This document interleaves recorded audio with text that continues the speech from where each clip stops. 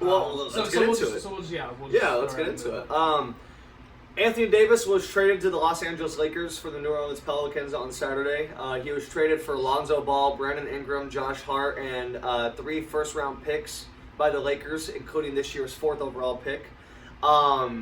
People like Bill Simmons, I'm a big fan of Bill Simmons, I respect his basketball opinion a lot, has said that that's a big haul, one of the biggest hauls he's ever seen for a superstar. He doesn't understand it. I'm on the exact opposite side of the spectrum. I think it was almost kind of a steal. I don't know who wants to broadcast their opinion first. I know you're the fellow Laker fan. I'll let you go first, George. What do you make of the Anthony Davis trade? Do you think we gave up too much? Do you think it's perfect? Do you think they're going to win the finals? Just give me the rundown. I'm a cheapskate, so I think anything where it's like not a complete steal, like a Danny Ainge, is kind of not fair for us. Even though, we got a superstar that's going to put us at the finals this year, probably. Yeah. I just hate to see my young boys go. Brandon Ingram, Lonzo Ball, just my young boys. My dogs. I felt the same way when D'Lo got moved, and it was tough to see. Tough to see that. But LeBron and AD has been in the pipeline for a hot minute now, and now it's going to come to fruition. So, it's going to be a fun season. What can I say? And what do you think, Steve? I'm kind of on the fence. I think it was something that needed to happen for both sides. Both guys were already, or Anthony Davis wanted out, obviously, so the Pelicans have to get rid of him at that point. I thought it was a valiant effort by David Griffin to try and sway him back, but at the end of the day, he's already said he wanted out, and I just didn't expect him to be able to persuade him into that. And then as the other side, those guys had already heard their name in trades. They've already probably soured on being there anyways. So I think it was good for both emotionally standpoints for both sides. Lonzo probably gets to get out of the spotlight a little bit and go to a little bit of a smaller market team and maybe possibly grow. Brandon Ingram, the same exact thing. And then Josh Hart's just a worker, so I think he's going to be successful wherever he goes. And then Anthony Davis and LeBron James, I don't see why it wouldn't work. I do think that they play very similar styles as far as their attack. They like to attack the basket. And they can step out and hit mid-range shots, but they're very hit or miss in the three-point territory of their game. But AD also covers up a lot of defensive mistakes. So I think that they'll be helped on that end because I think now that they've gotten rid of Brandon Ingram, who's a pretty good defender, Josh Hart's a pretty good defender, right? And Lonzo Ball, they were all pretty decent defenders. For I would say. And Kuzma's probably the worst one out of all of them in defense. So and LeBron at the end of his career, he doesn't play defense. Yeah, so AD's now going to have to be the anchor really now behind both those guys and whoever else they have. The big thing for me is now they've got to win in free agency too. Because just with those two guys, I don't think that they can. I'm going to say 100% they're going to finals. I would hope to say that because it's those two guys, but just with injuries and seeing how it went this year, how AD gets hurt a lot. LeBron had an injury finally his first time in his career. He's only getting older. You have to have shooting too in the NBA. To win. Look at the Raptors and how good they are in three-point shooting and scores around Kawhi. Same with the Warriors in the last couple of years that they've won. They've had to have a couple guys chip in. So it can't just be AD and LeBron. So they need another complementary piece with Kuzma, I think, to go there. And so they'll have to definitely go out and find some guys like Trevor Ariza maybe or Wes Matthews Jr. Some combo guards. I think what they should do is they shouldn't even sign a point guard. They should sign two guys who can guard multiple positions and shoot. So because LeBron's going to handle the ball, and if he's not, if Anthony Davis can or Kuzma can, just don't worry about. It's getting to be a positionless league, and. Positions were only created so a novice can follow the game of basketball. Absolutely, yeah. And especially now. Back then it made sense. A center's a center. They're huge. like no one's. Anthony Davis is considered a power forward and a center. Yeah. And damn near a small forward. LeBron James could be a center. Like he's that big. Yeah. I mean, Draymond Green's a center. I was going to say 6'6". Draymond Green is like, yeah. He's 6'6". The smallest center I've ever seen. Yeah. He's literally Charles Barkley, but not as wide. Not as big. Yeah. Yeah, I mean, not it's as crazy. big. But yeah. So I think that they're gonna need to definitely win in free agency still for me to be like, you know what, they're gonna. What do you mean by win? They're gonna have to just sign guys not named KCP, not named Rajon Rondo. No? No, not starting. If they want to have him as a backup, that's fine. But starting with that lineup being that like a championship lineup, I don't think he's. Rondo and AD played well together. Pelicans. Yeah, but And Braun and Rondo fuck with each other. Yeah, it's not about that though. It's AD also had a bunch of shooters around there. Like it was so now what's happening is you're gonna have LeBron, Rondo, and AD. They're not, and none of those three guys are consistent 3-point shooters. So then you got two guys that you have to rely on to shoot and spread the floor. And Rondo's just a passer, really. Now at the end of his career, he wasn't ever really a scorer. So it's just, I do think that they could keep him around for leadership, for veteran. Yeah, to experience. come in and spill guys and stuff like that. But they've got to get some shooters in there, some 3-and-D guys and some shooters to fill in the spots. So like I said, Trevor Ariza is a good one. You had mentioned him. I said Wes Matthews. I'm cool with Marc Gasol. Yeah, that wouldn't be a bad one. I mean, because that's a long team. Oh, AD, yeah. Marc Gasol, and LeBron alone. Those guys are all damn near 7 foot. LeBron's the shortest one. I don't know though in this league that I would have that. At Marc Gasol's age. I'm not in love with that Yeah, no, I know idea, but a 3-and-D guy, Marc Gasol was perfect on Toronto. The guy that I would try and sway back to you guys is Brook Lopez. That's who I would try and go back and get if I were you guys. I would keep Tyson Chandler around. I would definitely keep him. Okay. But yeah, I think you guys need to get move some pieces out. Let KCP get out of the league. He's not going to. The only reason he keeps getting these contracts is because he's a clutch guy. Yeah, no. He's a Rich Paul guy. That's the only reason. And he this does whole play, thing is he's a good Rich Paul thing. He's a good defender too. For some. Damn, he ain't worth no fucking $15 million a year. But he isn't worth having on the team. He was playing when he was serving a jail sentence. Yeah, no, he's what the fuck? He's yeah. So I would try to go get Brook Lopez. I wouldn't mind them keeping JaVale McGee. I think he's a serviceable. Good piece. He's a good piece to have. I miss him on the Warriors a lot. I think he's an energy guy and a misunderstood character. But okay. Yeah, that's what I think they should do. And then jumping to the other side of the trade, I think the Pelicans got a lot of upside guys. Brandon Ingram is A lot of maybes. Yeah, but I think like I said, Josh Hart's going to be solid. That I think before this trade happened, I said if they're not going to get Kuzma, they need to ask for Josh Hart. And I was cool with that. Yeah. Take him. Whatever to keep Kuzma around, take him. He's solid, so I think he's going to be a very good combo guard for them.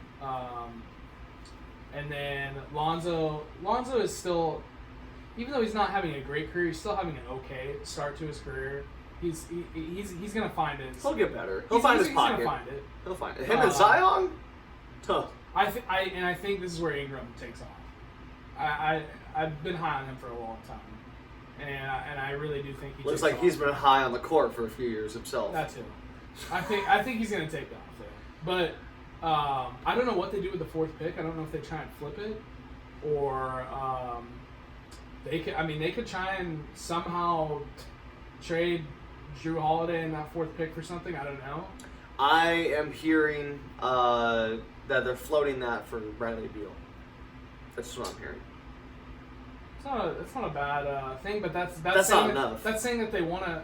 That's saying that they want to win right now. I wouldn't do that. I would trade it for another. Like I would trade him in that pick for another young piece. You know, they just got 3 draft picks.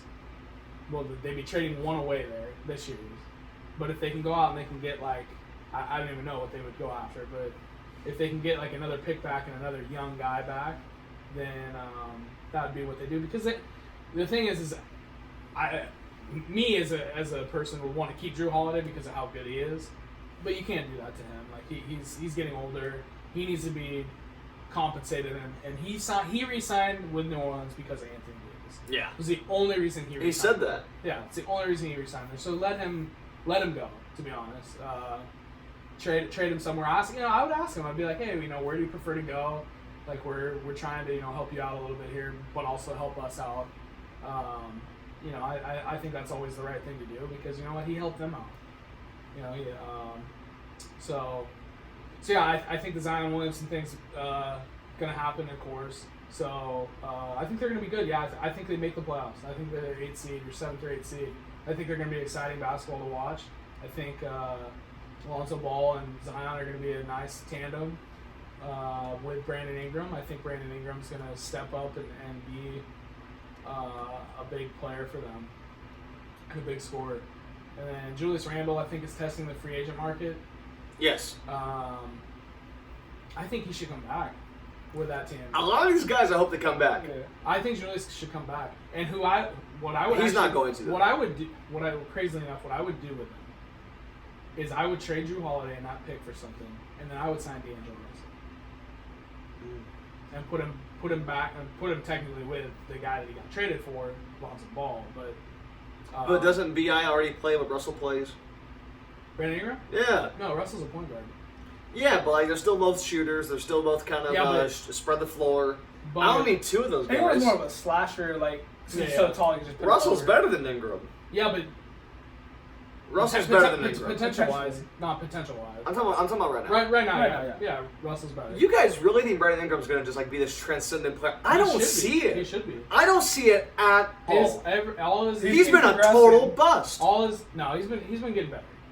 All his intangible. I mean, the last half of this year he played phenomenally. That's how he did play good. Yes, you're right. He did play good after the All-Star break. That's how he I think he's going to progress. I think this helps him. I think I said before I thought LeBron would help him, but I just think that he's just. So you guys have no concerns about the blood clots?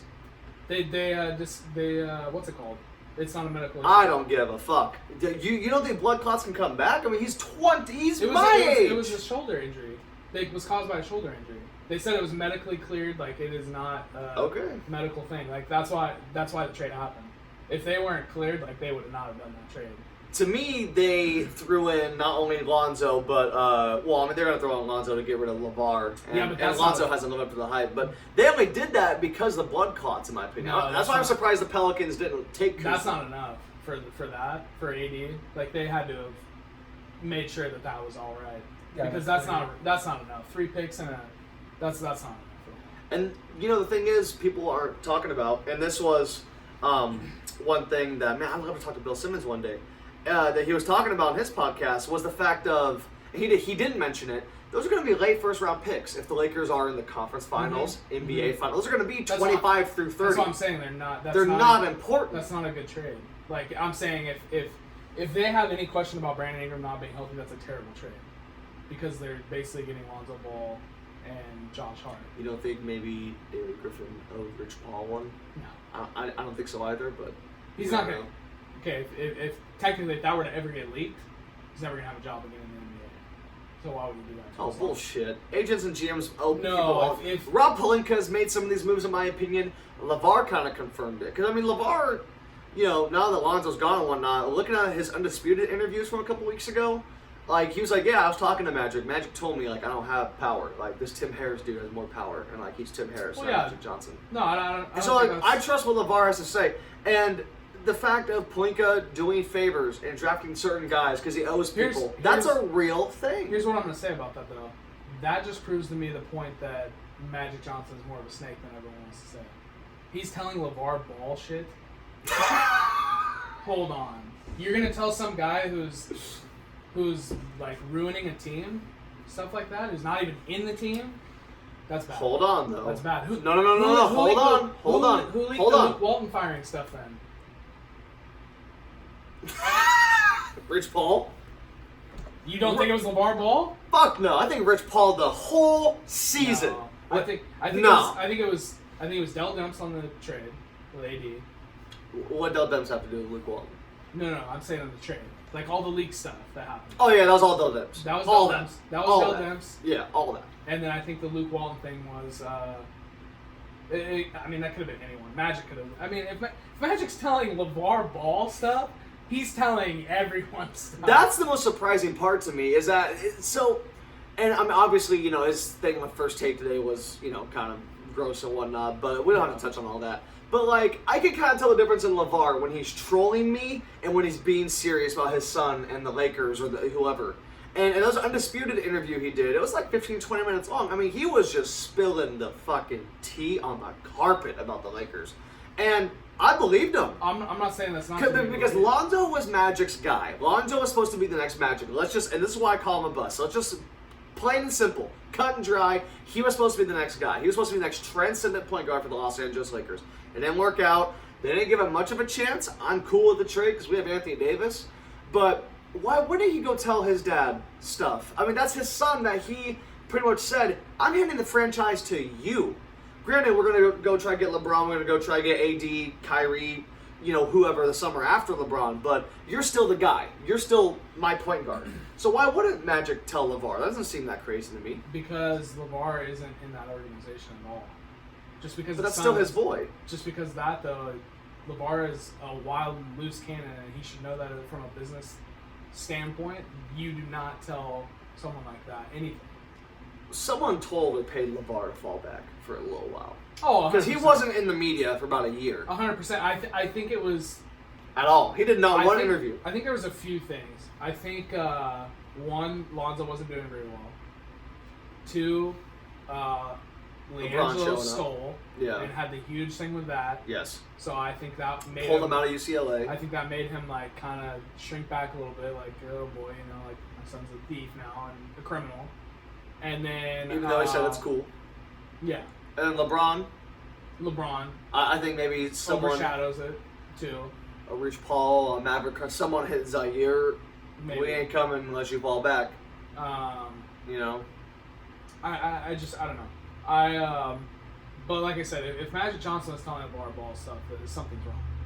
Like 100%, like he needs to be gone, or good thing he's gone now. Because if he's leaking stuff to that guy, then you're not running the organization right. I mean, you shouldn't be telling anyone anything that's not helping your organization out. And he hasn't done anything that's helped him. He's talked trash about every single player that's been on that team. This is why I continue to say Kobe's the best Laker. Kobe Bryant, I don't think will ever sabotage the Lakers like this. I'm like, what the fuck is Magic doing? That's what I keep asking myself every time he hops on with Stephen A. somewhere. Every time it's like, what the fuck is he talking? Why are you sabotaging? Dude, you're the guy. Yeah. Like I said a few podcasts ago, you're literally the allure of the Los Angeles Lakers. Kobe's not aged enough to be that yet. He's not even 40. He's also not a spotlight guy either. Yeah. Magic's this big, smiley, flashy, behind the back, ooh, where to go. Showtime. Yeah. That's, charismatic, I love everyone, blah, blah, blah. I beat AIDS. I'm being serious. Yeah. You know what I mean? Yeah. And he's totally sabotaging the Los Angeles Lakers. He did say, though, in his exit interview, I think this team's one piece away from title contention. And I want to get into that shit. Because, and this is going to be totally biased, at least it sounds like to some people and whatnot, but, man, I'll tell you what, looking at this Western Conference, I don't see anyone that can beat the Lakers if they get on a roll. Who the fuck's going to beat the Lakers? Portland? No, I said Denver. I said Denver would be the team that would be. You think Denver can make the NBA Finals? Yeah. Not a chance. Not a chance. No way in hell. Anthony Davis is not stopping Jokic. He's way too big for him. We have LeBron James. He's not stopping him either. Jokic is not fucking Michael Jordan. He's not. Jokic isn't even a top 10 player. Might be 10th right now. Nah. He's pretty dominant. He's the most dominant center in the league. He's not top 10. I don't know. I could name you 10 guys that you could take over Jokic. 2 are on your team. 2 are on my team.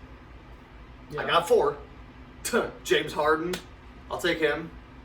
I'll take Giannis. You probably won't. You hate Giannis. Giannis, not take Giannis. Nah, I'm kidding. That's 6. I'll take Klay Thompson over Jokic. No. Oh, man, no. No. You want to take Klay fucking Thompson? I would not build a team around Klay Thompson.